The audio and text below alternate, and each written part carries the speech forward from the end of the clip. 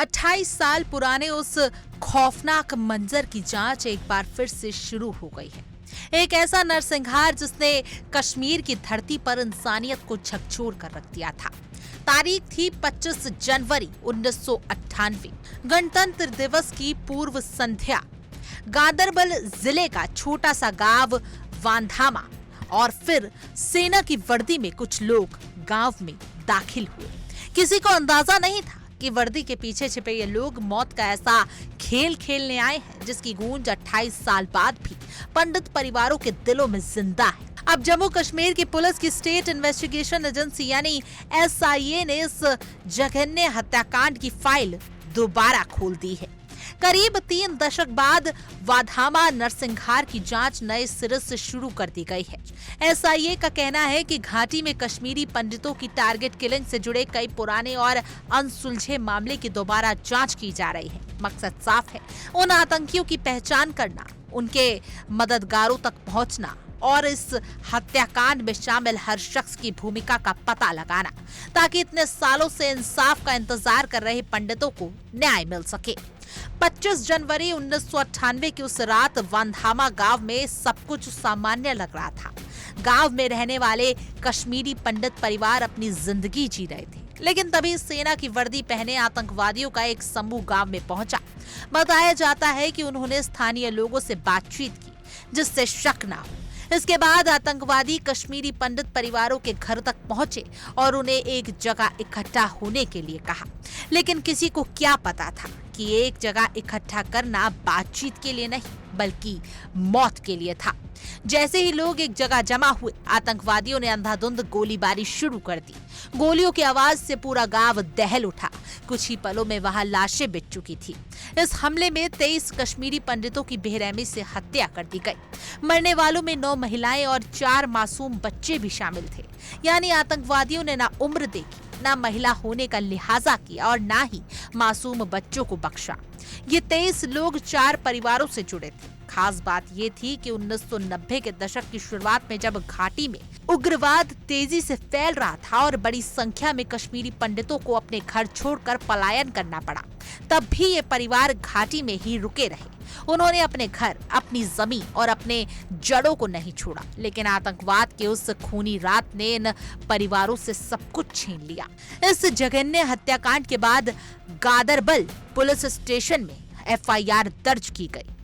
जांच शुरू हुई, सुराग तलाशे गए, लेकिन मामला वक्त के साथ अनसुलझा ही रह गया। करीब 28 साल तक वाधामा नरसंहार की ये फाइल इंसाफ की अधूरी कहानी बनी रही। पुलिस का कहना था कि इस हत्याकांड को लश्कर-ए-तैयबा से जुड़े आतंकवादियों ने अंजाम दिया। अब SIA के दोबारा जांच शुरू करने के बाद उम्मीद जताई जा रही है कि इतने सालों से अनसुलझे सवालों का जवाब मिल सके। आखिर उस रात हमला करने वाले कौन थे, उन्हें किसने मदद पहुंचाई, किसने उन्हें गांव तक पहुंचाने में मदद की और इस पूरी साजिश के पीछे कौन-कौन शामिल था। SIA अब इन्हीं सवालों की परतें खोलने की कोशिश करेगी। वांधामा नरसंहार की जांच दोबारा शुरू करना किसी एक मामले तक सीमित कार्रवाई नहीं है। ये जम्मू कश्मीर में आतंकवाद से जुड़े उन पुराने मामलों को अंजाम तक पहुंचाने की कोशिश का हिस्सा है जिसमें कश्मीरी पंडितों की हत्या हुई थी और जिनके दोषियों को अब तक सजा नहीं मिल सकी। इसी कड़ी में SIA ने जम्मू कश्मीर की 2 बड़ी और चर्चित हत्याओं की जांच भी फिर से शुरू कर दी है। इनमें पहला नाम है टीकालाल टपलू का। टपलू एक जाने माने वकील थे। सितंबर 1979 में श्रीनगर में उनके घर के पास उन्हें गोली मारकर हत्या कर दी गई। उनकी हत्या को उस दौर में कश्मीरी पंडित समुदाय को निशाना बनाकर की गई बड़ी वारदातों में से एक माना जाता है। दूसरा मामला है जस्टिस नीलकंठ गंजू की हत्या का। जस्टिस गंजू वही न्यायाधीश थे जिन्होंने JKLF के संस्थापक मकबूल भट्ट को मौत की सजा सुनाई थी। 9 नवंबर 1979 को श्रीनगर के हरी सिंह स्ट्रीट पर उनकी गोली मारकर हत्या कर दी गई थी। इस मामले में संदिग्ध JKLF आतंकवादियों की भूमिका की बात भी सामने आई है। अब SIA ने इन मामले की भी दोबारा जांच शुरू कर दी है। अधिकारियों के मुताबिक इन पुराने मामलों की जांच को आगे बढ़ाने के लिए SIA ने हाल ही के दिनों में जम्मू कश्मीर में कई जगहों पर छापेमारी भी की है। जांच एजेंसियां अब पुराने रिकॉर्ड, सबूतों, गवाहों और संभावित मददगारों से जुड़े सुरागों को नए सिरे से खंगाल रही है।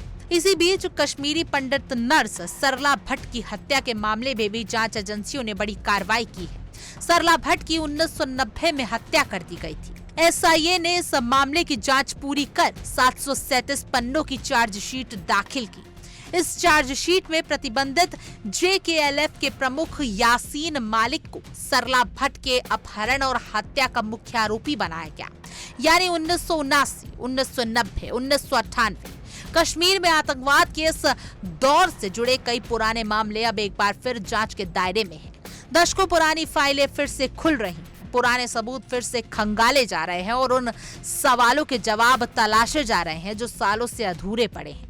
वांधामा नरसिंहार के पंडितों के लिए ये जांच सिर्फ एक कानूनी प्रतिक्रिया नहीं, ये उन 23 लोगों के लिए एक इंसाफ की उम्मीद है जिन्हें उस रात बेरहमी से गोली से छलनी कर दिया गया था।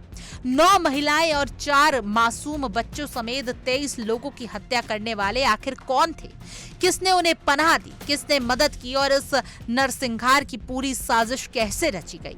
28 साल बाद अब जांच एजेंसी इन्हीं सवालों के जवाब तलाशने में निकली है। वांधामा की उस खौफनाक रात को वक्त भले ही 28 साल पीछे छोड़ाया हो, लेकिन पंडित परिवारों के जख्म आज भी उतने ही गहरे हैं। अब देखना ये होगा कि एसआईए की ये नई जांच क्या उन जख्मों को इंसाफ का मरहम दे पाएगी? क्या 3 दशक पुराने इस नरसिंहार के गुनाहगारों तक कानून के हाथ पहुंचेंगे? और क्या आखिरकार 23 बेगुनाह कश्मीरी पंडितों की हत्या की पूरी सच्चाई देश के सामने आ पाएगी? Bureau report, India daily 24/7। देखिए इंडिया डेली 24/7 अब आपके स्मार्ट टीवी पर। इंडिया डेली मौजूद है सभी डिजिटल प्लेटफॉर्म पर लाइव और लगातार। इंडिया डेली 24/7 हर दिन राष्ट्र को समर्पित।